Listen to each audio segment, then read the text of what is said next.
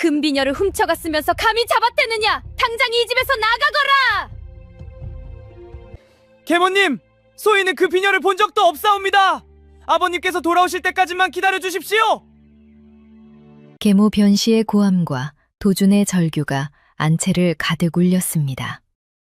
횃불을 든 하인 셋이 문을 가로막은 가운데 변씨의 손에는 금빛으로 번쩍이는 비녀 하나가 들려 있었지요. 도준의 이불 밑에서 나왔다는 바로 그 금비녀였습니다.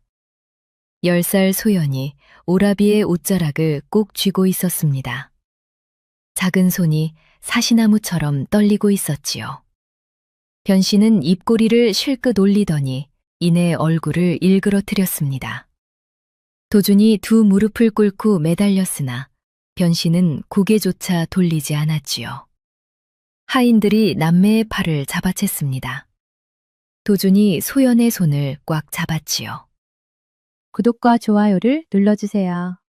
어디서 듣고 계신지 댓글 남겨주세요. 행복과 좋은 기운을 담아 보내드리겠습니다. 지금부터 이야기 시작합니다. 충청도 홍주고을에서 이름난 이대감댁이었습니다. 논밭이 백여마지기여 기와집 소문이 하늘을 찌를 듯 우뚝 솟은 댁이었지요. 이대감은 대대로 홍주 땅에 뿌리를 내린 명문가의 종손으로 고을 어른들도 고개를 숙이는 어른이었습니다. 그런 이대감에게 금이요 오기야 키우던 남매가 바로 도준과 소연이었지요. 남매의 어머니 정씨 부인은 본디 몸이 약한 분이었습니다. 얼굴에 핏기가 없고 걸음이 가벼웠으나 아이들 앞에서만큼은 늘 따스한 미소를 잃지 않으셨지요. 도준이 10살 되던 해 봄이었습니다. 이대감이 변씨를 첩으로 들이면서부터 집안에 조용한 변화가 일기 시작했습니다. 변씨는 고운 얼굴에 말씨가 부드럽고 이대감 앞에서는 늘 공손하게 고개를 숙였지요. 처음에는 정씨 부인에게도 살뜰히 구는 척했습니다. 그런데 이상한 일이었습니다. 변씨가 들어온 뒤부터 정씨 부인의 몸이 급격히 쇠약해지기 시작한 것이었지요. 변씨가 매일 손수 다려 올리는 보약을 드신 뒤부터였습니다. 기운이 빠지고 밥을 넘기지 못하는 날이 늘었지요. 고을 의원들이 다녀갔으나 딱히 병명을 찾지 못했습니다. 이대감댁 출입 의원이었던 최노인만이 수상한 낌새를 눈치채고 있었습니다. 그 최노인이 어느 날 변씨가 정씨 부인의 약기에 몰래 무언가를 넣는 장면을 목격하고 말았지요. 최노인은 그 사실을 기록으로 남겼습니다. 그러나 미처 이대감께 고하기 전에 변씨의 눈에 띄고 말았지요. 그날로 최노인은 이대감 댁에서 쫓겨났습니다. 변씨가 이대감에게 최노인이 약을 잘못 지어 부인의 몸을 상하게 했다고 일러바친 것이었습니다. 약 기운에 판단력이 흐려지기 시작한 이대감은 변씨의 말을 그대로 믿었지요. 정씨 부인은 그 사실을 알고 있었습니다. 몸이 날로 쇠해가는 것이 자연스러운 병이 아님을 느끼고 있었지요. 부인은 마지막 힘을 짜내어 작은 놀이개 안감 속에 쪽지를 꼬매어 넣었습니다. 그리고 소연을 불러 놀이개를 손에 쥐어주었지요. 소연아, 이것을 잃어버리지 말고 소중히 간직하거라. 그것이 어머니의 마지막 말이었습니다. 도준이 12살 되던 해 가을, 정씨 부인은 끝내 세상을 떠났습니다. 변씨는 그 뒤 본처 자리를 차지했지요. 고을 사람들은 새 부인이 남편 건강을 저리 살뜰히 챙기니 참으로 현숙한 여인이라 수군거렸습니다. 아무도 진실을 몰랐습니다. 도준이 13살 되던 그해 겨울이었습니다. 이대감이 인근 고을 문상을 떠난 첫날 밤, 변씨가 횃불을 든 하인들을 거느리고 남매의 방으로 들이닥친 것이었습니다. 도준의 이불 아래에서 번쩍이는 금비녀가 나오는 순간 온몸이 굳어버렸지요. 변씨의 눈빛은 낮에 보던 그 부드러운 눈빛이 아니었습니다. 서리빨처럼 차갑고 입꼬리에는 알 수 없는 비소가 서려 있었지요. 대문이 열리는 순간 칼바람이 남매의 얼굴을 후려쳤습니다. 소연이 울먹이며 뒤를 돌아보았지요. 대문이 닫혔습니다. 안에서 빗장 거는 소리가 들렸습니다. 그것이 전부였습니다. 13해를 살아온 집이었습니다. 어머니의 체온이 남아있던 집이었지요. 그 무거운 문이 등 뒤에서 닫히는 소리를 듣는 남매의 마음이 오죽했겠습니까? 눈보라는 점점 거세졌습니다. 남매는 아무 말 없이 걸었지요. 도준이 소연의 손을 놓지 않았고 소연은 다른 한 손으로 어머니의 놀이개를 꼭 쥐고 있었습니다. 발이 얼어붙는 듯했고 코끝이 시렸지요. 마을을 벗어나자 인가의 불빛이 하나둘 사라졌습니다. 소연의 걸음이 점점 느려졌지요. 오라버니, 발이 아파요. 도준이 소연을 등에 업었습니다. 한 발, 두 발, 이를 악물고 걸었지요. 그러나 눈은 무릎까지 쌓여 있었고 바람은 앞을 분간할 수 없게 휘몰아쳤습니다. 도준의 무릎이 꺾이려는 순간 어둠 속에서 희미한 불빛 하나가 깜박였습니다. 마을 끝자락 논둑 너머에 허름한 초가집 반 채가 있었지요. 아궁이 불빛이 문틈 사이로 새어나오고 있었습니다. 도준이 마지막 힘을 짜내어 소연을 이끌고 그 집 앞까지 기어갔습니다. 주먹으로 문을 두드렸지요. 제발 문 좀 열어주십시오. 문이 열렸습니다. 문틈 사이로 흘러나온 아궁이 불빛이 눈밭을 환하게 비추었지요. 문을 연 것은 백발의 노인이었습니다. 등이 약간 굽었으나 눈매가 맑고 인상이 온화한 노인이었지요. 낡은 무명 두루마기에 손이 거칠었으나 도준을 바라보는 눈빛만은 한없이 따스했습니다. 최 노인이었습니다. 노인은 아무것도 묻지 않았습니다. 등에 업힌 소연의 파랗게 질린 얼굴을 한번 훑어보더니 남매를 안으로 끌어들이고 문을 닫았지요. 방 한켠 아궁이 앞으로 데려가 앉혔습니다. 방 한구석에서 4살배기 사내아이가 낡은 이불을 덮고 새근새근 잠들어 있었습니다. 막동이었지요. 볼이 발그레한 채 잠든 모습이 평화로웠습니다. 최 노인이 소연의 젖은 버선을 벗겼습니다. 발가락 끝이 검붉게 부어올라 있었지요. 노인의 얼굴이 굳어졌습니다. 자리에서 벌떡 일어나 처마 밑에 매달아둔 약초 묶음들 사이에서 마른 풀 몇 가지를 골라냈습니다. 그 손놀림이 어찌나 빠르고 정확하던지 눈이 휘둥그레질 지경이었지요. 빻은 약초를 천에 싸서 소연의 발에 감아주는 손길이 정성스러웠습니다. 마치 제 자식을 돌보듯 조심스럽고 한 올 한 올 또박또박이었지요. 소연이 조용히 노인의 얼굴을 올려다보았습니다. 할아버지, 손이 참 따뜻해요. 최 노인이 빙그레 웃었습니다. 그 웃음이 어찌나 고왔던지 소연의 눈가에 눈물이 맺혔지요. 돌아가신 어머니가 떠오른 것이었습니다. 노인이 자리에서 일어나 부뚜막 작은 항아리를 열었습니다. 바닥에 한 줌 남은 좁쌀이었지요. 그것이 이 집에 남은 마지막 양식이었습니다. 최 노인은 그 좁쌀을 한 톨도 남기지 않고 솥에 쏟았습니다. 물을 붓고 불을 지폈지요.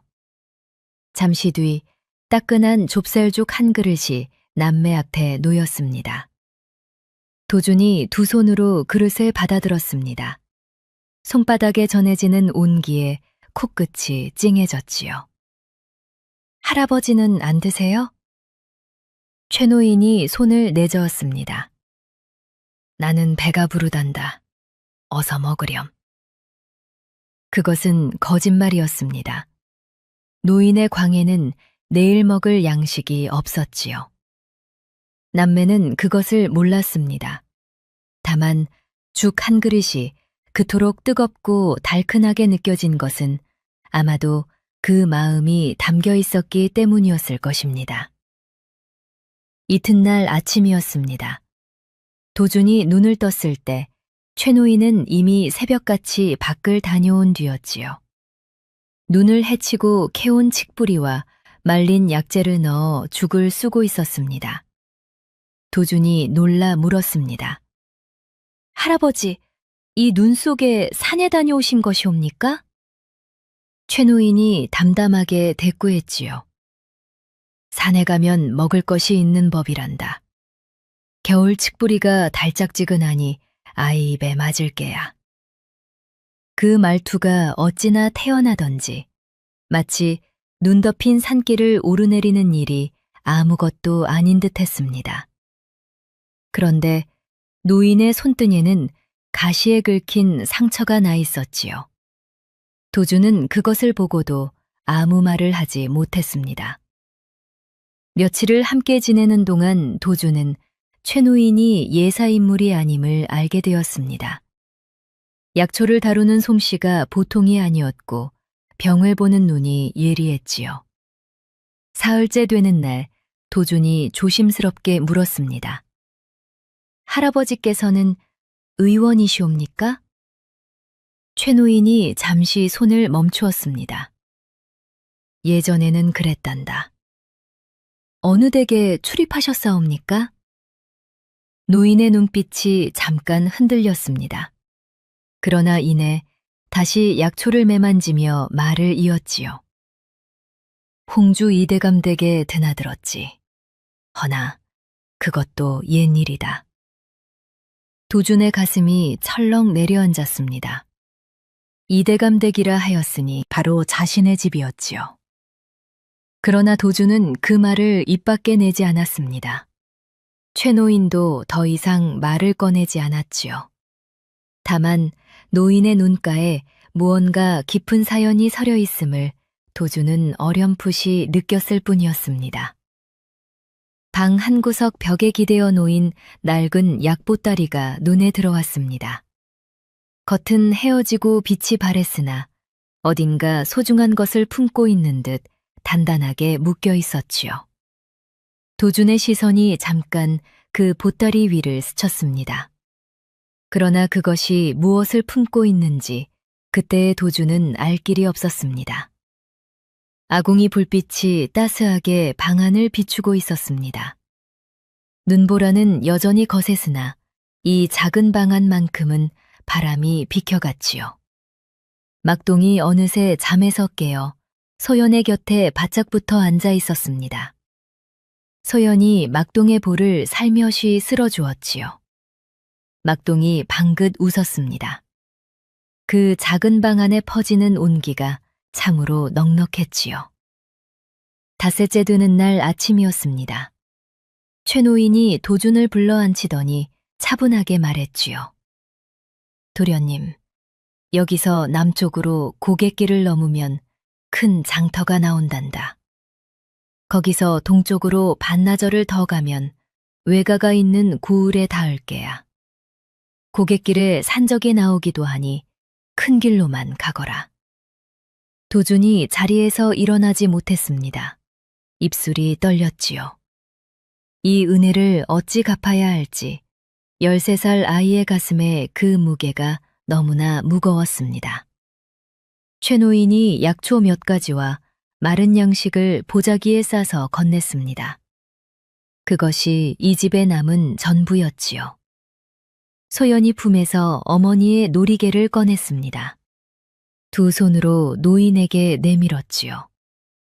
할아버지, 저희에게는 드릴 것이 이것밖에 없사옵니다.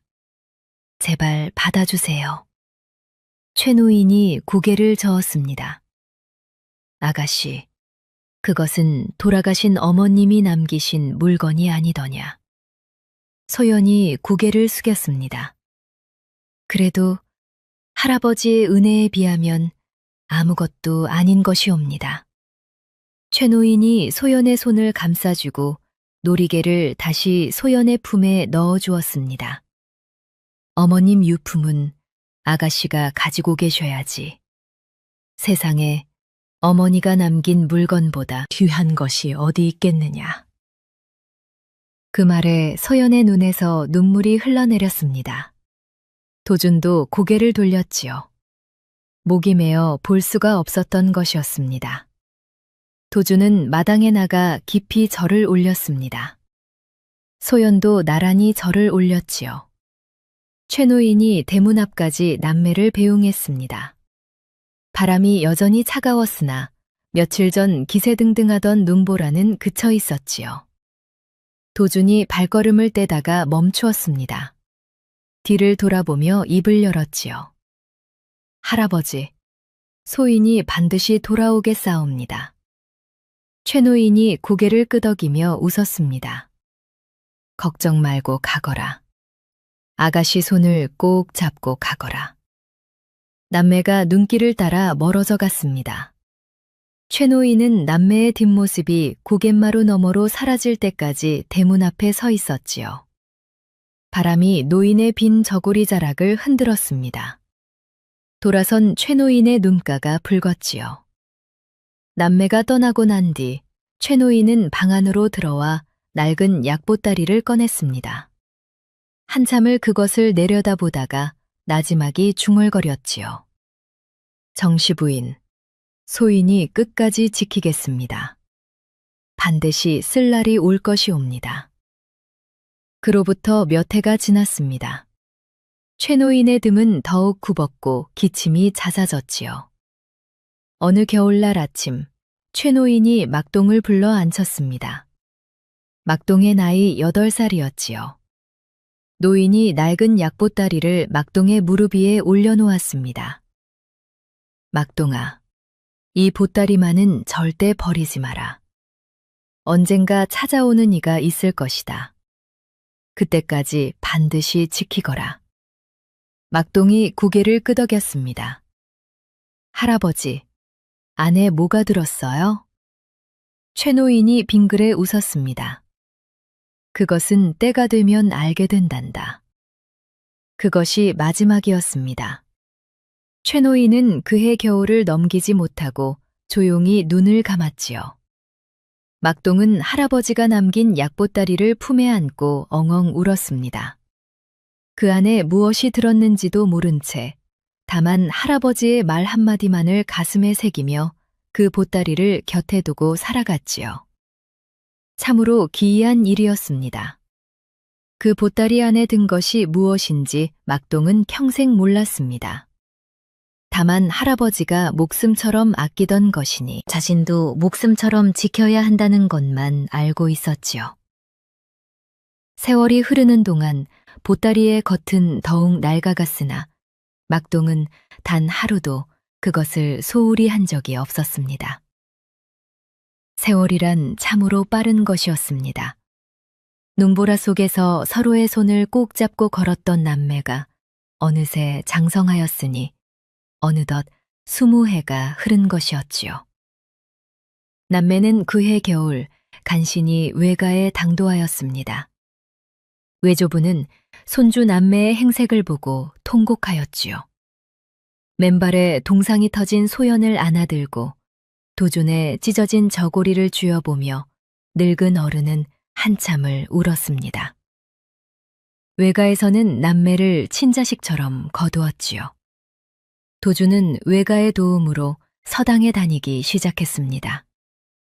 본디 영특한 아이였으나 눈빛에 전에 없던 단단함이 사려 있었지요. 쫓겨나던 날밤의 추위가 그 아이의 뼛속까지 단련시킨 것이었습니다. 도준은 글을 읽을 때마다 마음속으로 되뇌었지요. 반드시 과거에 올라 힘을 갖댔노라고. 그래서 반드시 아버지를 다시 뵙고 어머니의 억울함을 밝히겠노라고. 그 다짐이 하루도 빠지지 않았습니다. 비가 오나 눈이 오나 도준의 사랑채에서는 밤늦도록 글 읽는 소리가 끊이지 않았지요. 소연은 외가에서 안살림을 도우며 자랐습니다. 성품이 곱고 손재주가 뛰어나 바느질과 길쌈에 능했으나 혼기가 찼는데도 시집가겠다는 말을 입에 담지 않았지요. 외조모가 걱정하여 물은 적이 있었습니다. 소연아, 좋은 혼처를 알아봐 줄까나? 소연이 고개를 저으며 대답했지요. 할머니, 소녀는 오라버니 곁에 있겠사옵니다. 오라버니가 뜻을 이루실 때까지 소녀가 뒷바라지 하겠사옵니다. 소연의 품에는 여전히 어머니의 누리개가 있었습니다. 20의 세월에 빛이 바래고 실밥이 터지기 시작했으나 소연은 하루도 그것을 몸에서 떼어놓은 적이 없었지요. 어느 날 소연이 낡은 놀이개의 안감을 다시 꿰매려 했습니다. 실밥이 터진 곳을 살피다가 손가락 끝에 무언가 딱딱한 것이 닿았지요. 안감과 겉감 사이에 무언가가 꿰매어져 있었습니다. 조심스럽게 실밥을 뜯어내자 작은 종이 한 장이 나왔지요. 접고 또 접어 손톱만한 크기가 된 종이였습니다. 소연의 손이 떨렸습니다. 종이를 펼쳤지요. 어머니의 글씨였습니다. 가늘고 떨리는 붓글씨가 빼곡히 적혀 있었습니다. 이 글을 읽는 이가 내 자식이기를 빈다. 변씨가 내 약에 무언가를 넣는 것을 보았노라. 몸이 날로 쇠하여 오래 버티지 못할 것 같으니 증거는 출입의원에게 맡겼노라. 그 의원이 모든 것을 기록하고 있느니라. 내 아이들아, 부디 무탈하거라. 소연이 그 자리에 주저앉아 울었습니다. 어머니였습니다. 병상에서 숨이 꺼져가면서도 자식이 언젠가 이 놀이개를 열어볼 것을 알고 마지막 힘을 짜내어 글을 남긴 것이었지요. 향기는 사라졌으나 어머니의 마음은 사라지지 않았던 것이었습니다. 소연이 도준을 찾아가 쪽지를 내밀었습니다. 도준이 쪽지를 읽는 내내 손이 멈추지 않고 떨렸지요. 증거는 출입의원에게 맡겼노라. 그 한 줄이 모든 것을 이어주는 고리였습니다. 출입의원이라 함은 최노인이었지요. 그 최노인이 남긴 약보따리가 바로 그 증거를 품고 있는 것이었습니다. 도준이 자리에서 일어나려는 참이었습니다. 바로 그 무렵 도준에게 암행어사 봉서가 내려왔지요. 임금께서 직접 낙점하신 것이었습니다. 충청도 홍주목 관할고을의 민심을 살피고 수령의 치적을 감찰하라는 명이었지요. 홍주라는 두 글자를 본 순간 도준의 손이 떨렸습니다. 어린 시절을 보낸 곳이었습니다. 아버지가 계신 곳이었지요. 그리고 20해 전 그 겨울밤 눈보라 속에서 남매를 살려준 최노인의 초가집이 있던 곳이었습니다. 소연아, 홍주로 간다. 소연의 눈이 크게 떠졌습니다.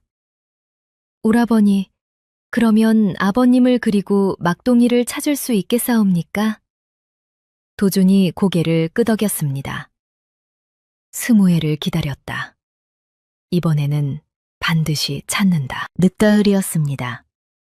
들판에 벼가 누렇게 익어가는 계절이건만 홍조목 관할 구울의 풍경은 가을빛과 어울리지 않았지요. 논두렁에 주저앉아 우는 농부가 있었고 빈광 앞에서 멍하니 하늘을 올려다보는 안악이 있었습니다. 장터에는 사람이 반으로 줄었고 그나마 남은 이들의 얼굴에는 핏기가 없었지요. 도주는 낡은 도포에 갓을 눌러쓴 채 고을에 들어섰습니다. 암행어사의 신분을 숨기고 떠돌이 선비 행색을 한 것이었지요. 소연은 한양에 남아 대기하고 있었습니다. 도준이 소식을 보내면 곧바로 내려오기로 한 것이었지요. 도준이 고을 장터 주막에 자리를 잡고 귀를 기울이기 시작했습니다. 주모가 막걸리 한 사발을 내밀며 한숨을 내쉬었지요. 나그네, 이 고을에는 오래 머무시지 마시오. 살 수가 없어요. 무슨 연유로 그런 말씀을 하시오? 주모가 목소리를 낮추었습니다. 변현감이라는 자가 백성의 피를 말아먹고 있어요.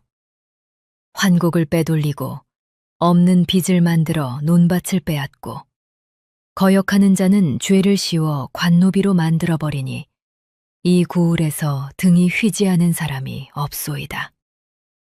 도준의 눈빛이 가늘어졌습니다. 그 현감의 어미가 누구요? 주모가 침을 삼키며 대답했지요. 홍주 이대감댁 변씨 부인이라 하오. 그 순간 도준의 손이 멈추었습니다. 막걸리 사발을 든 손이 미세하게 떨렸지요. 며칠에 걸쳐 고을 구석구석을 돌았습니다. 만나는 댁성마다 사연이 처참했지요. 논 세마지기를 가진 늙은 농부는 환곡 이자가 눈덩이처럼 불어나 땅을 빼앗겼다 했고, 과부의 집은 지붕에 이영도 걷어갔다 했습니다. 관아의 억울함을 호소하러 간 이는 오히려 곤장 30대를 맞고 돌아왔다 했지요. 도준의 가슴에 불이 붙었습니다. 그러나 더 가슴을 찌르는 소식은 따로 있었지요. 마을 이장 노인을 찾아가 넌지시 물었습니다. 변현감이 어찌하여 이 고을 수령이 된 것이오? 노인이 수염을 쓸어내리며 입을 열었습니다. 이대감 때 변씨 부인의 아들이라 하오. 어미의 힘으로 벼슬을 얻었다는 소문이요.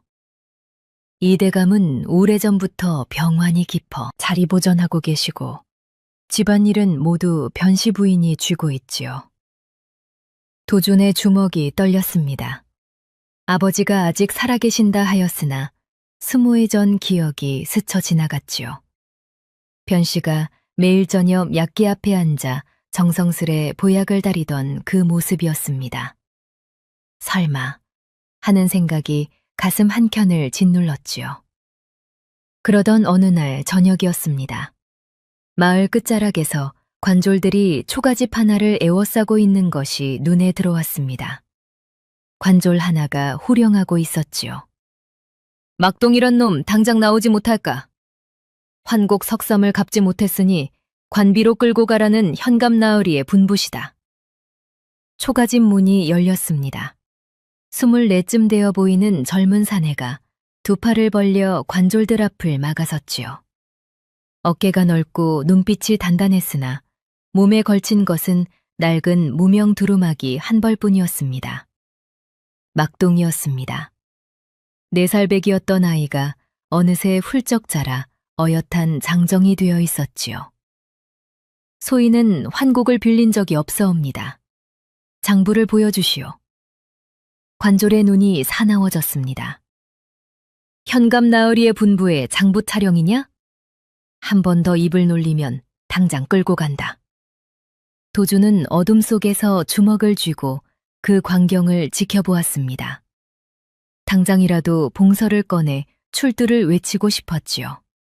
그러나 아직은 때가 아니었습니다. 증거 없이 출두하면 변현감이 장부를 없앨 것이 뻔했지요. 도준은 이를 악물고 참았습니다. 관졸들이 물러간 것은 해가 완전히 진 뒤였습니다. 오늘은 경고만 하고 가지만 사흘 안에 갚지 못하면 끌고 오겠다는 으름장을 놓고 간 것이었지요. 관졸들이 사라진 뒤 도준이 초가집 앞으로 다가갔습니다. 실례하오. 길 가던 산비인데 하룻밤 쉬어갈 수 있겠소? 막동이 고개를 들어 도준을 바라보았습니다. 20해의 세월이 13살 소년의 얼굴을 완전히 바꿔놓은 터였지요. 막동은 도준을 알아보지 못했습니다. 누추한 곳이오나 들어오시지요. 방 안에 들어서는 순간 도준의 발걸음이 멈추었습니다.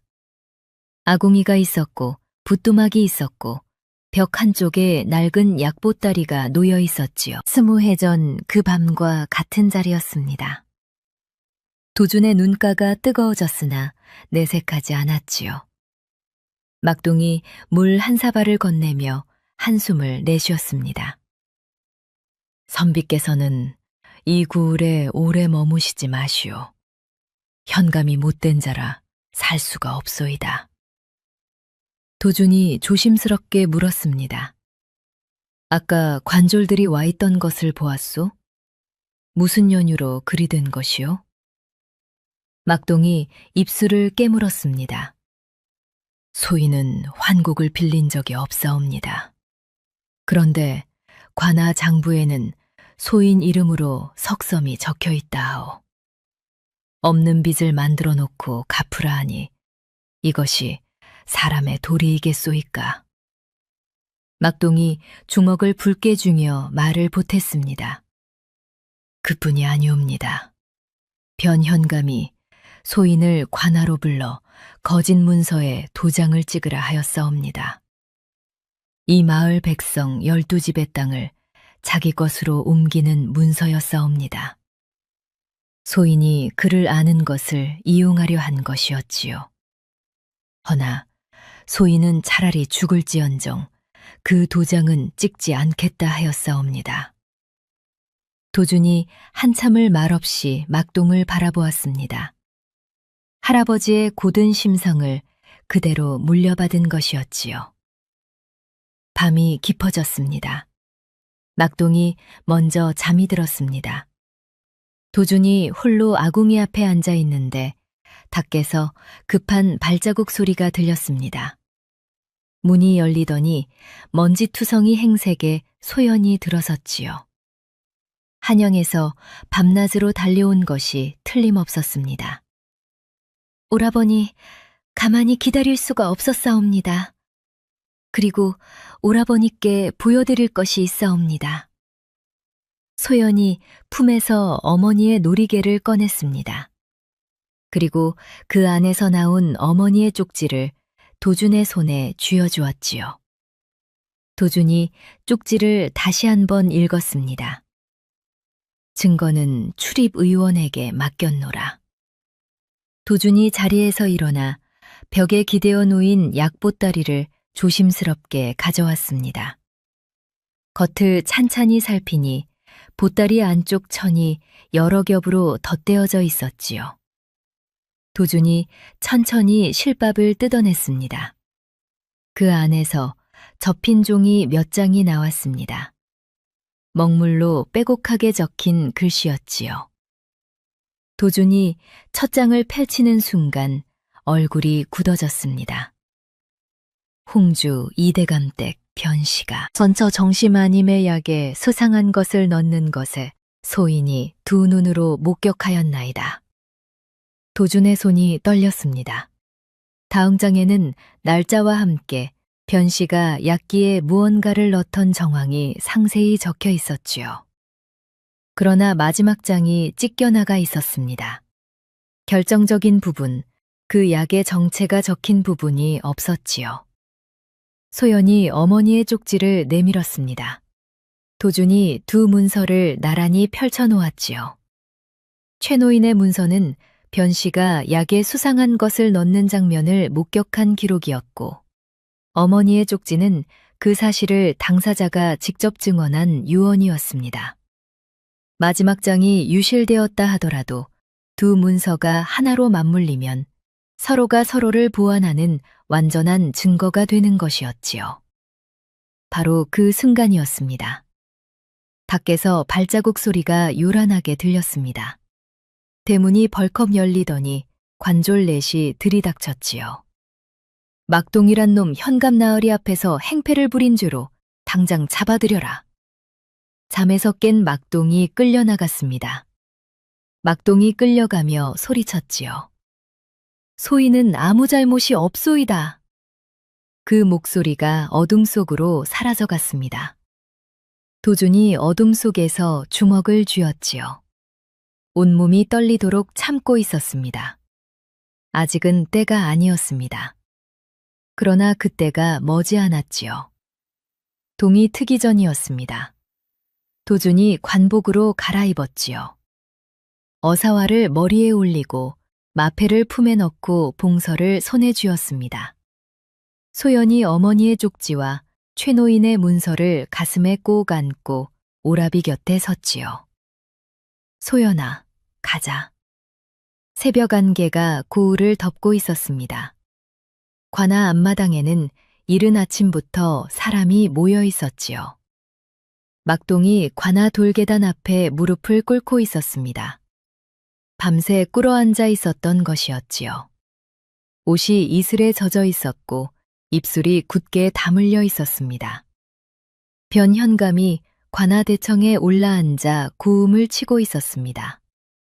밤새도록 버티는 것을 보니 제법 고집이 세구나.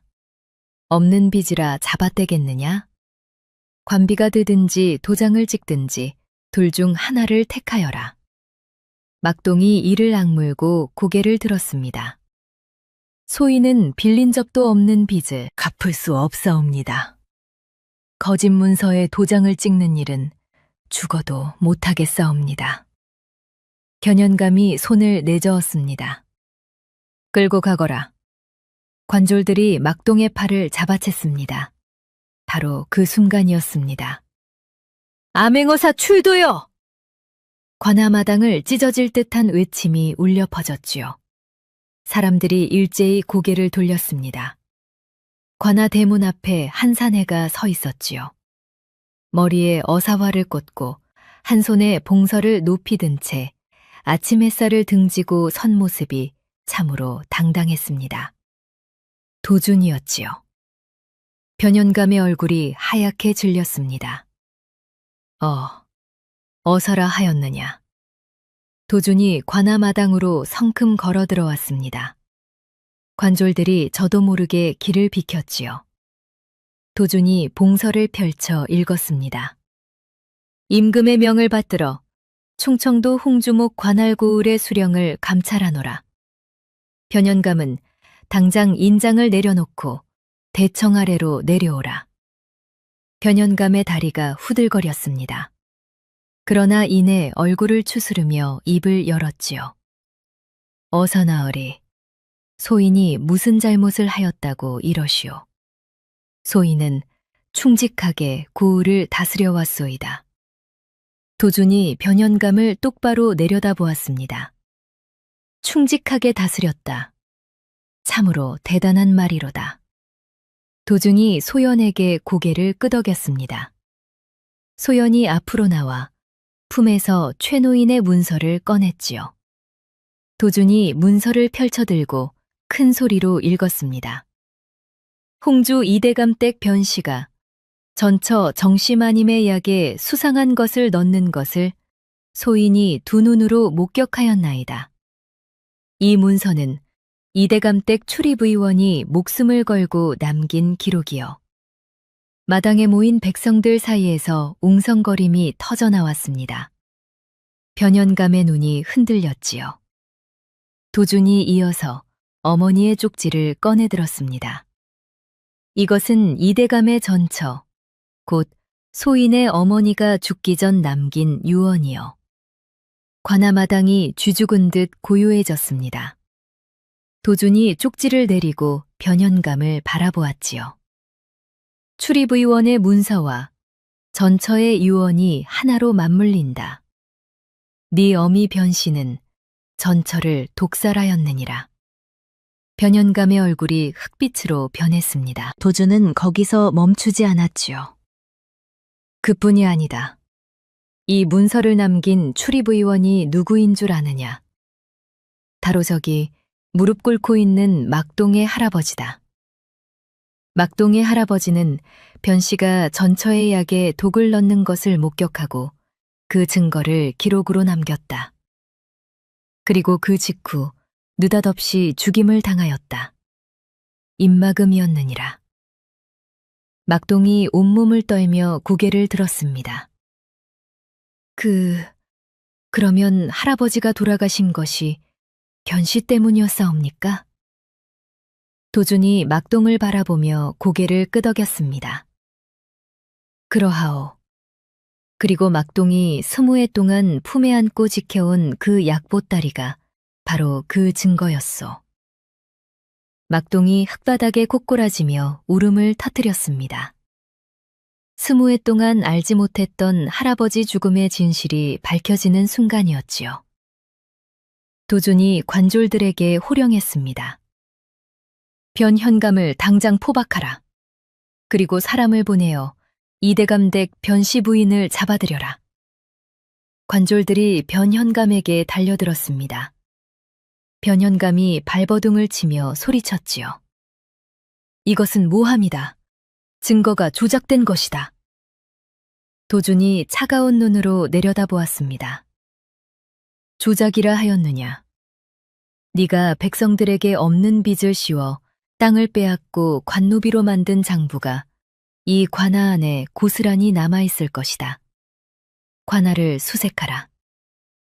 관졸들이 관아 안으로 달려들어갔습니다. 얼마 지나지 않아 비리장부 수십 건이 쏟아져 나왔지요. 변현감의 다리가 풀려 바닥에 주저앉았습니다. 해가 관아 위로 높이 떠올랐습니다. 먹구름이 걷히고 환한 햇살이 마당 가득 쏟아졌지요. 20해 동안 이 고을을 짓누르던 어둠이 그날 아침 비로소 걷히기 시작한 것이었습니다.